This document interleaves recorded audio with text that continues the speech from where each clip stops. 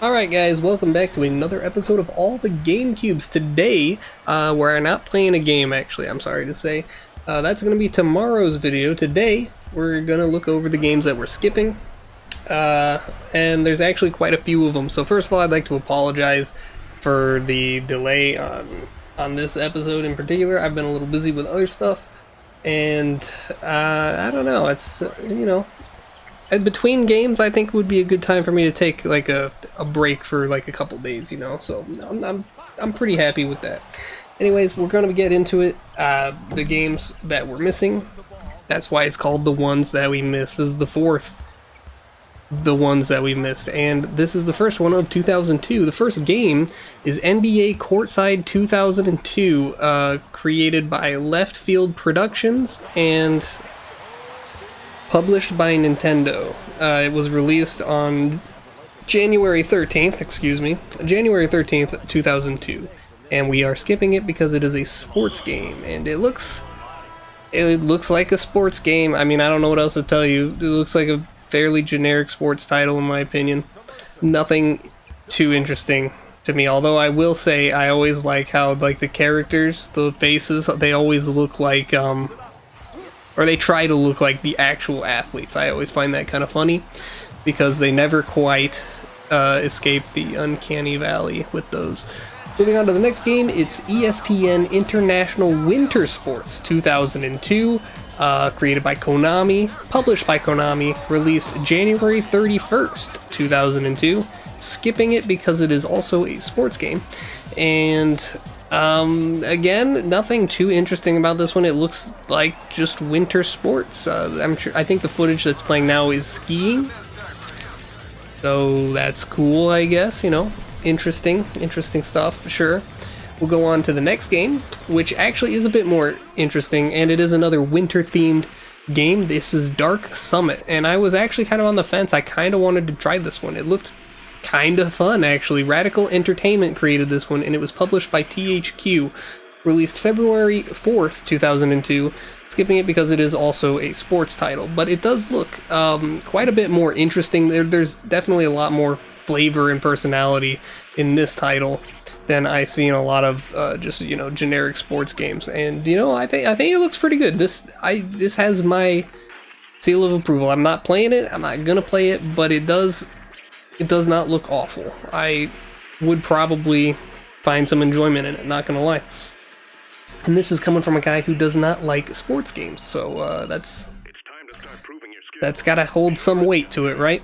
The next game is Virtua Striker 2002, created by Amusement Vision, published by Sega. So we got a Sega game, technically speaking. This was released February 14th, 2002. And it is also a sports game. Crazy, I know. This one, I don't know. When it comes to like the football, the soccer, and those kinds of games, it really doesn't strike me as interesting. You know, at least with the snowboarding and stuff, I can find enjoyment out of that. You know, the downhill kind of obstacle course stuff, that's fun to me, at least.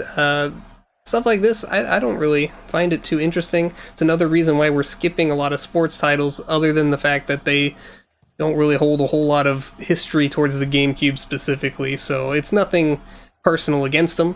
It's just I am not a fan of them, and there's no reason really to play them for this series, so far the only one that I could make an argument for is maybe Dark Summit, but we'll move on to NBA Street my apologies, it's just called NBA Street. It was created by EA Canada and published by EA Sports Big, and I don't know why, but Big is capitalized in all three letters, so it's Big B, Big I, and Big G. So that's interesting. It was released February 17th, 2002. I keep stumbling over my words, guys, I'm sorry.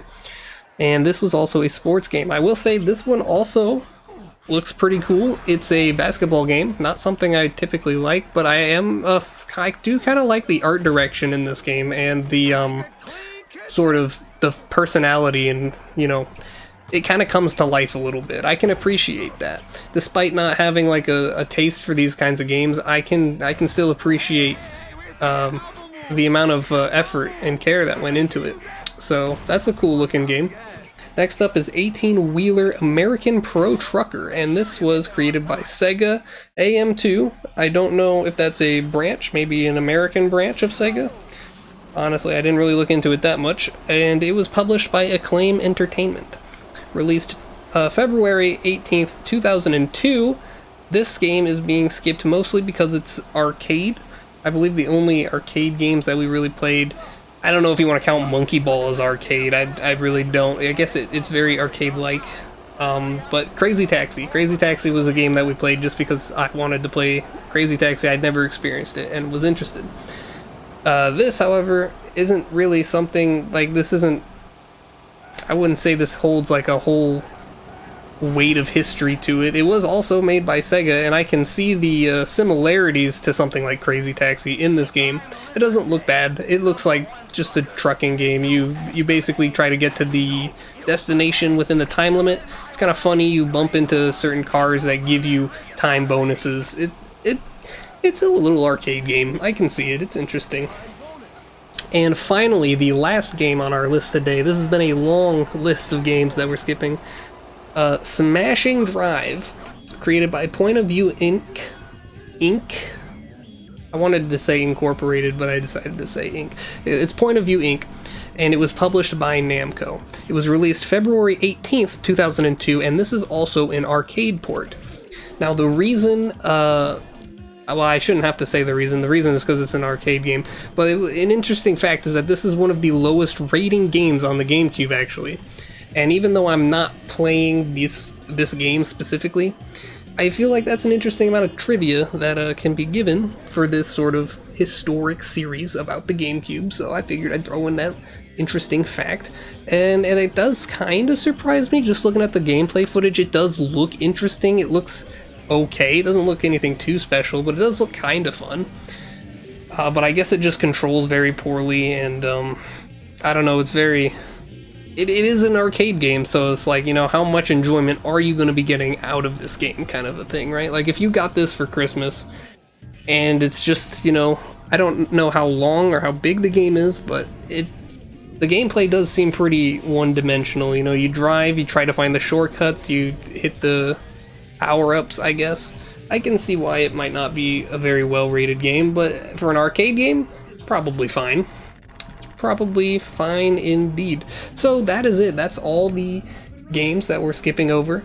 The next game in the list is a game that we're going to be playing, and I have started playing it for the series already. I'll say it's one hell of an interesting series. Be prepared, there is going to be a little bit of cursing involved because I have no idea what's going on in that game, and it's usually just what happens when I get confused. I would like to really quick credit the LongplayArchives for all of the gameplay footage. They have allowed us to use the footage in this video and in subsequent videos, of course, for all the GameCubes. So, shoutouts to them. Their channel will be linked in the description. I will not be linking each individual game, though. You can find them pretty easily just by searching it, but I will link the channel, of course, give them credit. So, until tomorrow, guys, I'll talk to you later, and have a great day.